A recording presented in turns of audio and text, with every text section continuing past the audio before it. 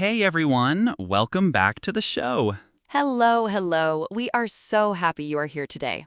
Alice, I have a question for you, a very important question. Ooh, I love questions. What is it, David?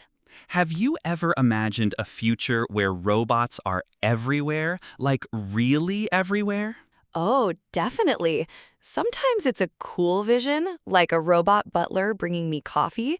Other times it's a bit scary, like robots taking over the world. That's exactly what we're talking about today, our relationship with robots and the future they might bring. So today we're exploring that big question, robots and us. Exactly. And no pressure today, we're going to look at what some experts think about this. It's a fascinating topic, and we'll learn some great reading skills along the way. Experts talking about robots? I'm ready. Let's go. We'll be reading a passage that asks 3 leaders in their fields some big questions about robots. Just from the title, Robots and Us, I'm already wondering, will they talk about robots working in factories? Or maybe robots as friends? Or even robots exploring space? Great guesses. It could also explore if robots will become smarter than us, or if we should be scared of them. Let me guess, maybe there's even a discussion about what science fiction tells us about robots. I love that. It's like we're peeking into the future. Let's dive in and see what these experts have to say.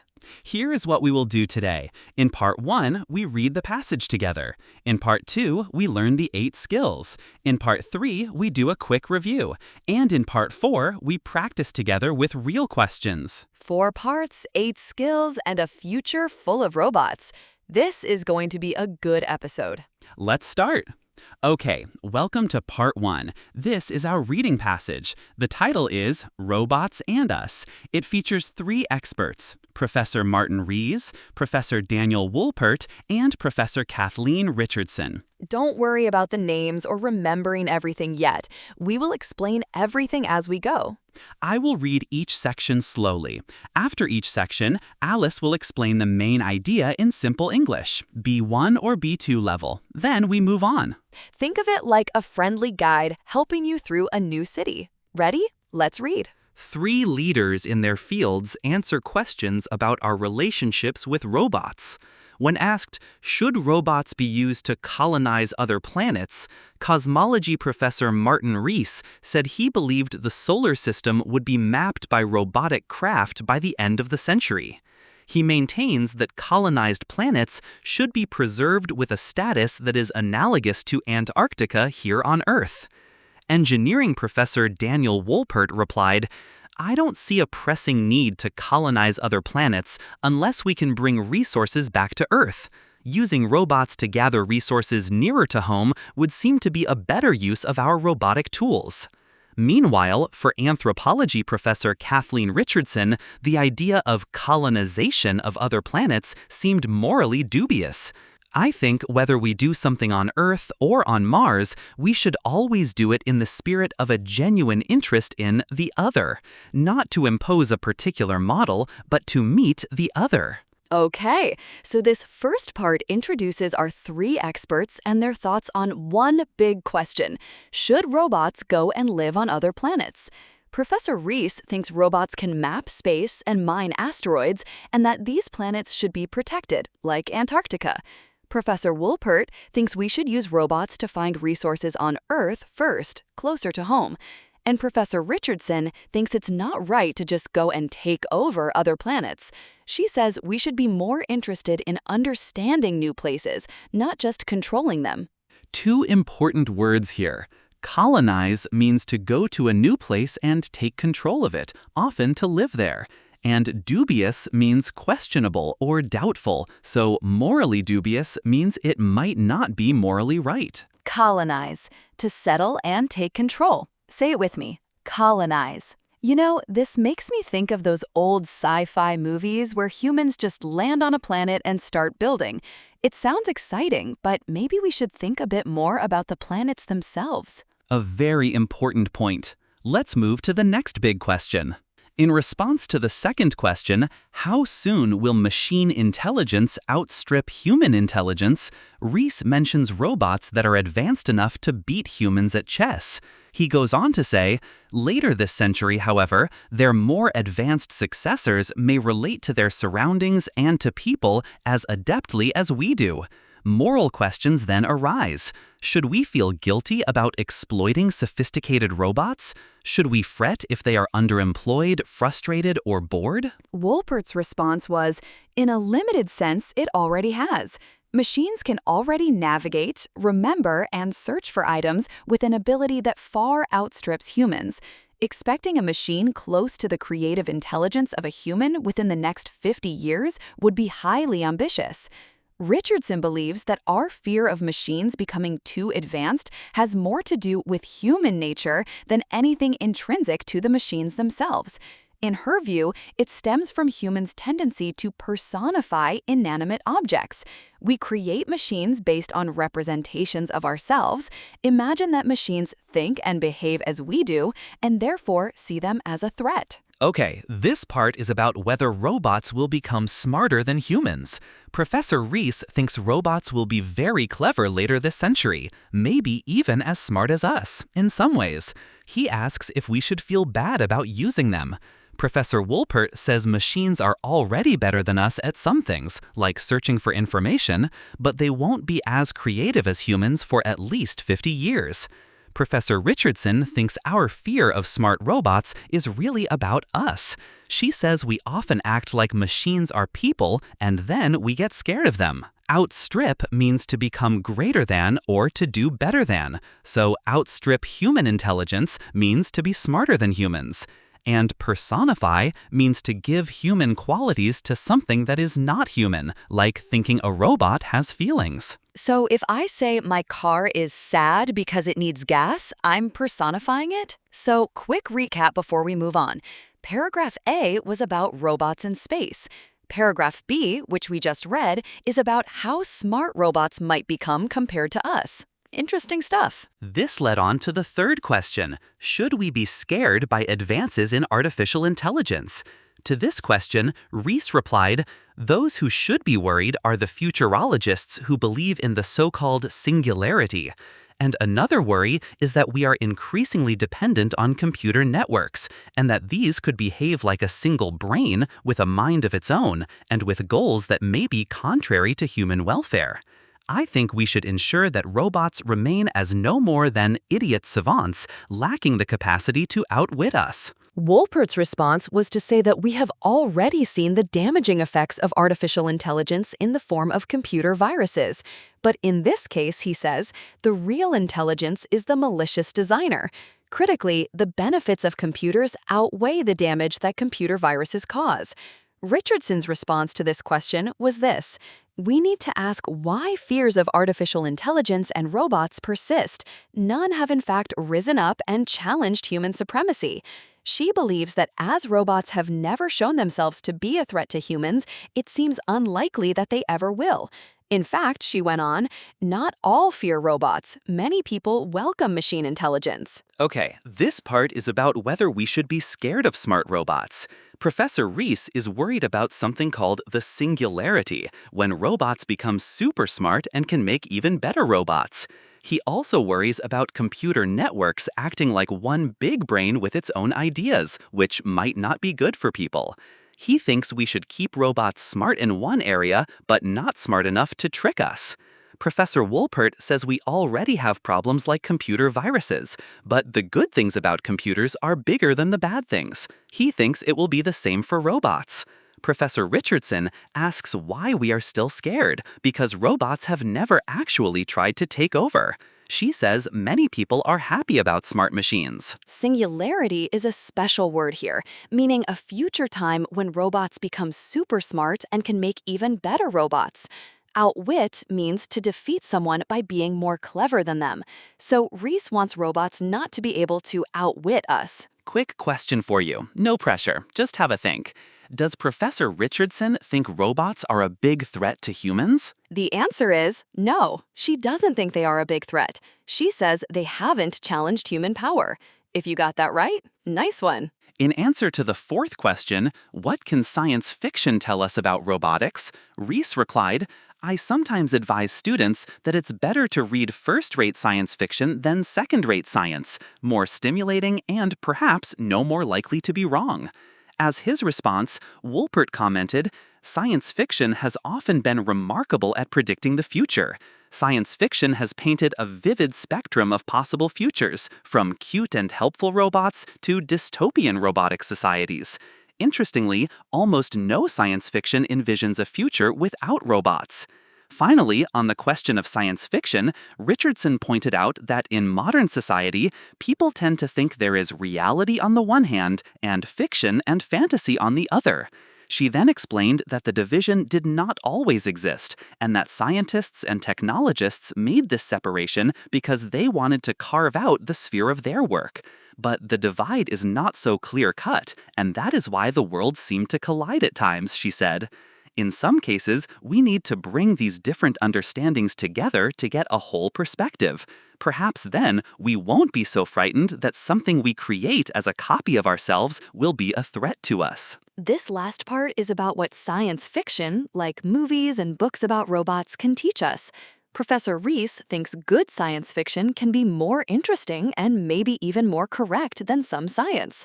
Professor Wolpert says science fiction is good at predicting the future and shows many kinds of robot futures, but almost all of them have robots in them. Professor Richardson says we often think reality and fiction are totally separate, but they aren't. She thinks if we understand that they can mix, we might be less scared of the robots we create. Dystopian describes an imaginary place or state where everything is bad or unpleasant. So, dystopian robotic societies means future societies with robots where things are very bad. Okay, that is the full passage. 4 main sections covering different questions. Let's quickly remember the structure, in case your mind wandered anywhere along the way. Paragraph A, robots in space. Paragraph B, how smart robots might become. Paragraph C, if we should be scared of AI. Paragraph D, what science fiction tells us about robots. So, that was our reading passage. How did you feel? Did you catch most of it? If you didn't catch everything, that is completely normal, especially if you were half listening while doing something else. The goal was never to understand every single word. The goal was just to get the general idea of each section and what each expert was talking about. Robots in space, robot intelligence, scary AI, science fiction. If you remember those main topics, you have already done something very useful. And now, we are going to learn the 8 skills that help you read any passage like this faster and more confidently. Let's go to part 2. Welcome to part 2. This is the main part of today's episode, the 8 reading skills. 8 skills you can use in your next IELTS exam, or even in everyday English reading. Are you ready? Let's begin with skill 1. Okay, skill number 1, David? Skill number 1. Skim the whole passage first before you read carefully. Skim? You mean read it fast? Yes, very fast. Don't stop for difficult words. Just get the general idea of each paragraph. So, for our robot passage, what's the general idea? Paragraph A talks about robots in space. Paragraph B is about robot intelligence. Paragraph C is about being scared of AI. Paragraph D is about science fiction. Oh, so it's basically space, intelligence, fear, fiction. That's the same shape we just reviewed a moment ago. Exactly. And once you know that shape, finding answers becomes much faster. Why does that help so much? Because when a question asks about being scared of AI, you already know that's probably in paragraph C. You don't need to search the whole text. That makes a lot of sense. I always used to read the whole thing first. No more. Here is a tip. When you skim, only read the first sentence of each paragraph. That sentence usually tells you what the paragraph is about. Say this with me. Skim first. Skill number 2. Always read the questions first before you scan for answers. Wait, isn't that obvious? You'd think so, but many students start reading the passage in detail before they even know what they're looking for. So they waste time reading things they don't need. Exactly.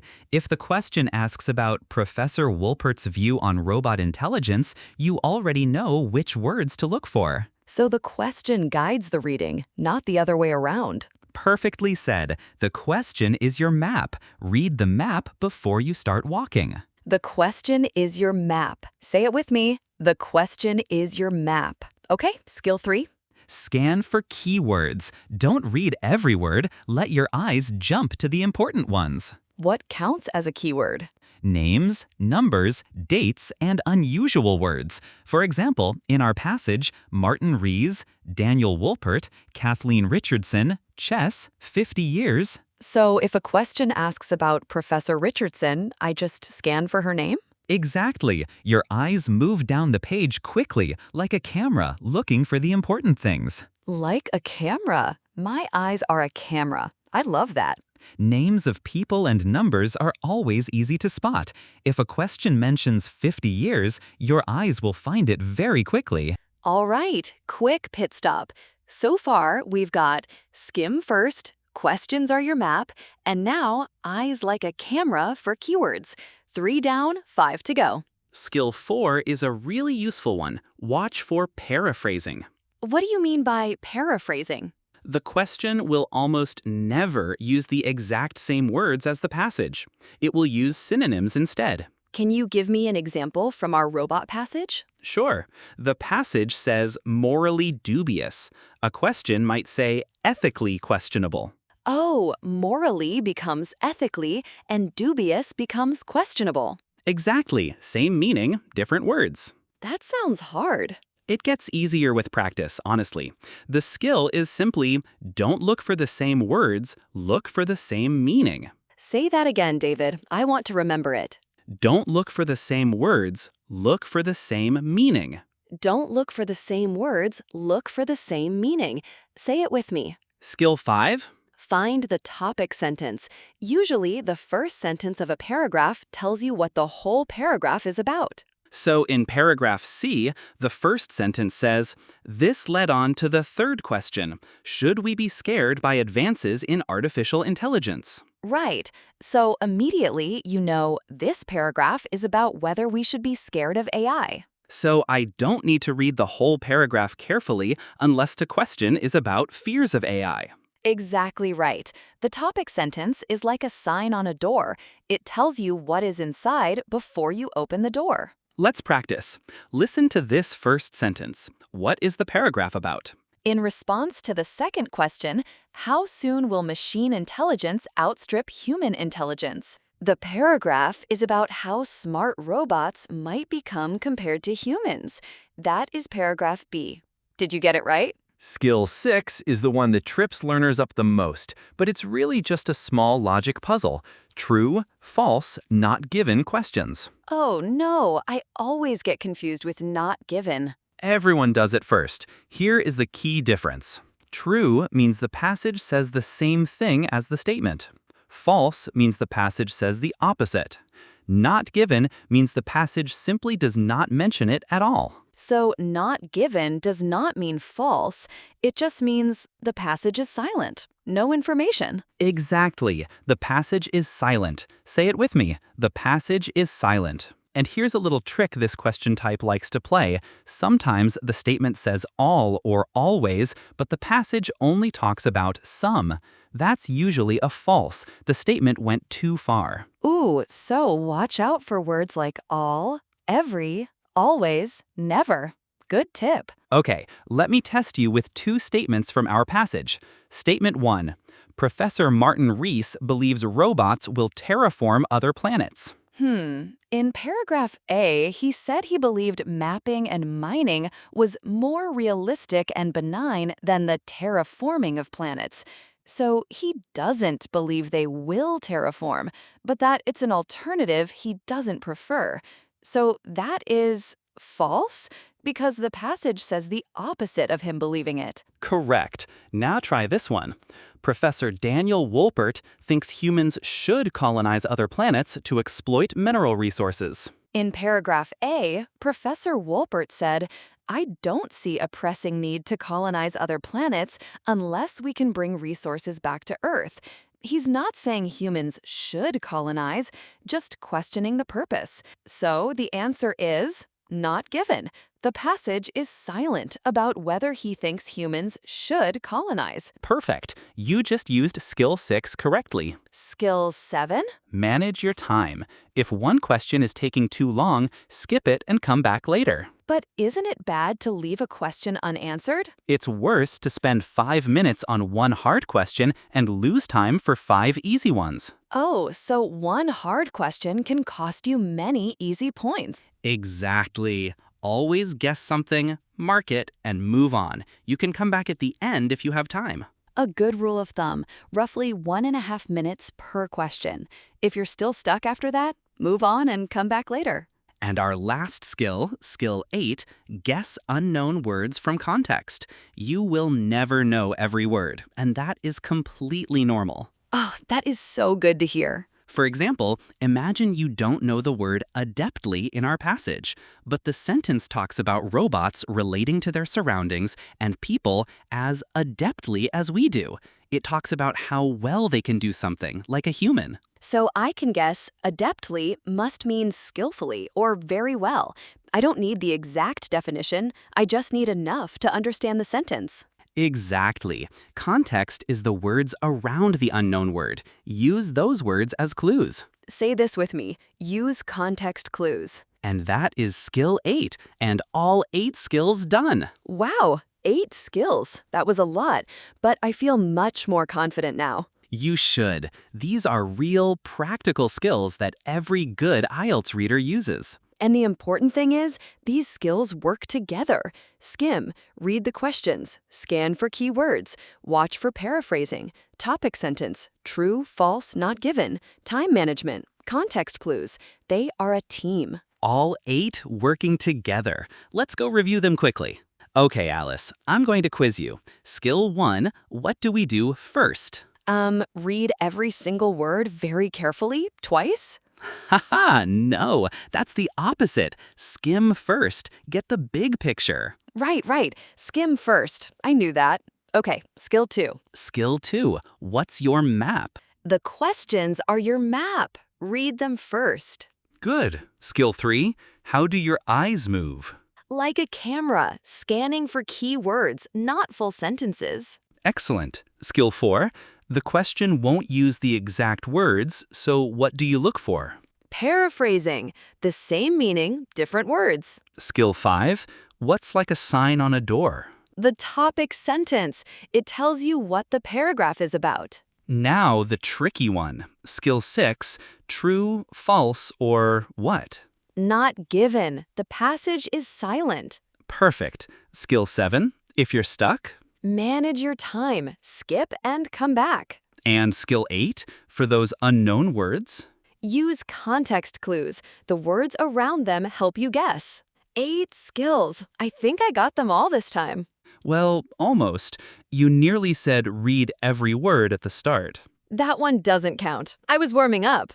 8 skills reviewed, quickly and clearly. Remember, you don't need to memorize the names. You need to do them. Skills are actions, not words. Alice, a quick reminder for our listeners before we head into part 4. Yes, for complete reading sentence analysis, synonym replacements, and solution pathways, head over to IELTSlogic.com. It's designed by IELTS experts to help you build clear logic. Check out IELTSlogic.com and boost your score. Now, the most important part, putting the skills into action. Let's go to part 4. Welcome to part 4, practice time.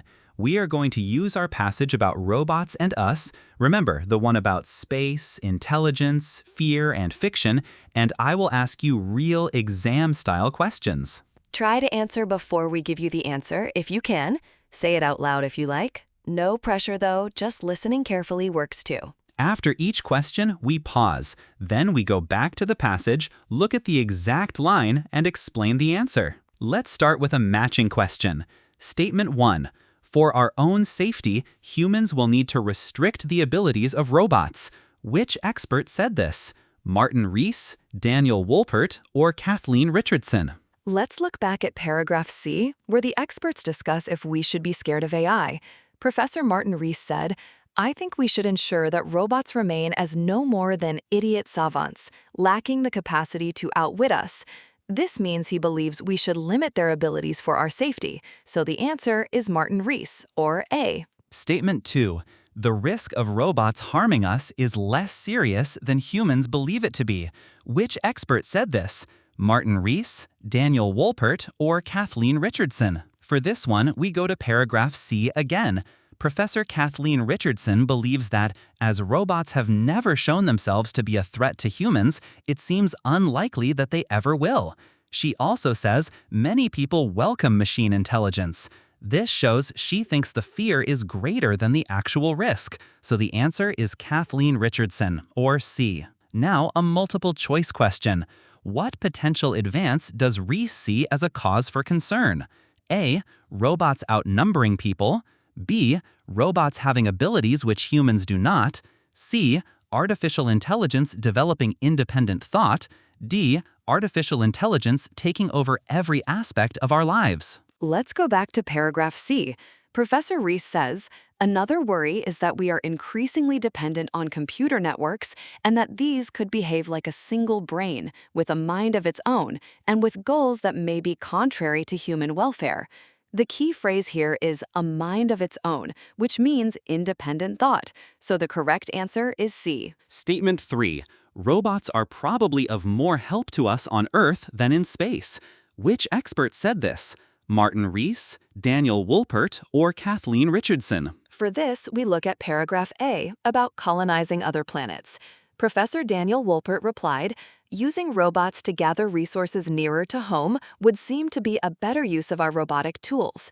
This clearly states his belief that robots are more helpful on Earth, so the answer is Daniel Wolpert, or B. That is the skill working already. And notice, for each one, we didn't just spot the trap, we went back to the exact line that proves the answer. That's the habit worth building. It actually feels manageable now. When I know the skills, the questions are not so scary. That is exactly the goal. You don't need to understand every word. You need the right strategy and the habit of checking back against the text. And now, you have 8 strategies. You are ready. So that is it for today. 8 reading skills and a fascinating look at our future with robots. Let's say all 8 one more time, fast. Skim. Questions first. Keywords. Paraphrasing. Topic sentence. True, false, not given. Time management. Context clues. 8 skills. Beautiful. Before we go, say this with me. I have the right strategy. I have the right strategy. I have the right strategy. Say it one more time if you like, because it's true. Oh, before we go, one last fun fact about today's topic.